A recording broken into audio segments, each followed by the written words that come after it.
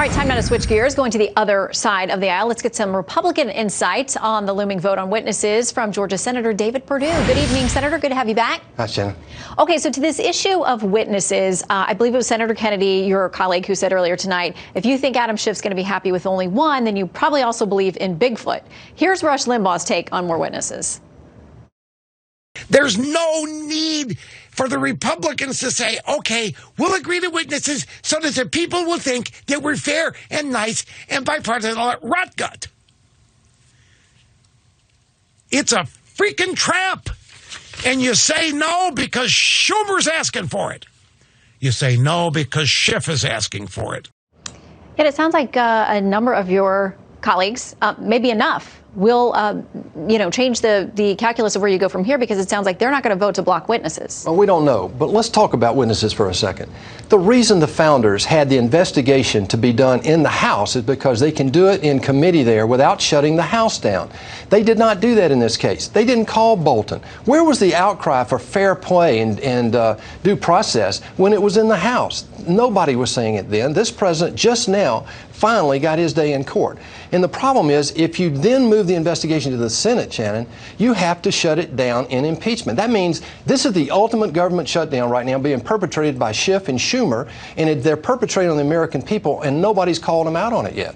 Okay, Senator Blumenthal, Democrat, says this. I think a number of my Republican colleagues are really searching their souls.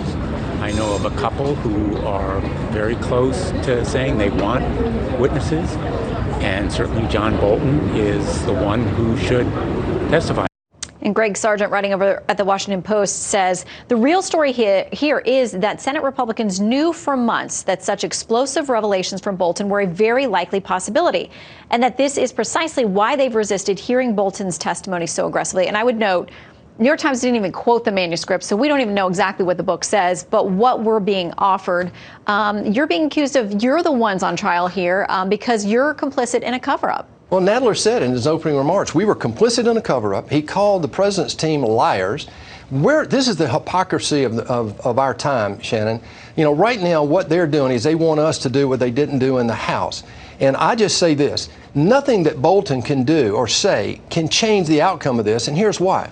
The articles of impeachment that they brought are flawed. They're not impeachable. These articles are not impeachable. They didn't even prove these articles. And if you prove obstruction of justice and particularly abuse of power could be used on every president. Let me give you an example. President Trump goes to China. He does a China trade deal. That could benefit his reelect. Well, my gosh, that could mean that he just abused his power because it's going to benefit his reelect. That's what they're accusing him of here in this case. Yeah, Alan Dershowitz, who's a part of the president's defense team, last night, as you were sitting there, went through all of the presidents who could have been impeached under that standing, starting with George Washington. Yeah. So he's making that argument, and yet the reviews of him in the mainstream media of Dershowitz and the rest of the legal team are that they're an embarrassment, they're bumbling, they're terrible, they don't even believe what they're saying, which, frankly, sometimes attorneys don't. I mean, you're paid to represent somebody. But there was not, I didn't see one person in the mainstream media outlets who were saying these were great arguments, they're thought-provoking. I mean, they're just not accepted at all. Well, I'll tell you what, the most important person in this conversation are the people back home. They're over this. They want to move on. They want to acquit this president and never do this again. This is not a precedent that we want to set for future presidents. We've got so many things going on, the China trade deal, USMCA, we've got things coming up with the Israelis and so forth and Palestinians. This president's trying to get results for the American people. This is an attempt by the Democrats to shut down the Senate by having an elongated period. This is Pandora's box if we go into talking about witnesses after Friday. What's your argument to your GOP colleagues who are considering that vote right now? What would you say to persuade them to your position? This is a precedent-setting decision that if we call one witness now that the Democrats didn't call in the House, we set this up for every future president to be impugned and impeached on abuse of power.